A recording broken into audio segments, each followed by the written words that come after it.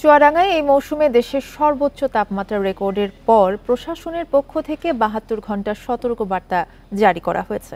শুক্রবার বিকেলে জেলা ও উপজেলা প্রশাসন তীব্র রোদ গরমে জেলাবাসীকে সতর্ক অবস্থানে থাকার জন্য মাইকিং করে।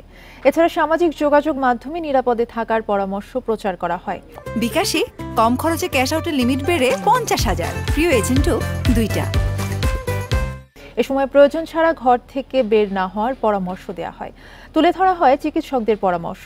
আবহাওয়া অফিস বলছে, দেশের ওপর দিয়ে চলমান তাপপ্রবাহ আজ থেকে পরবর্তী ৭২ ঘন্টা অব্যাহত থাকতে পারে।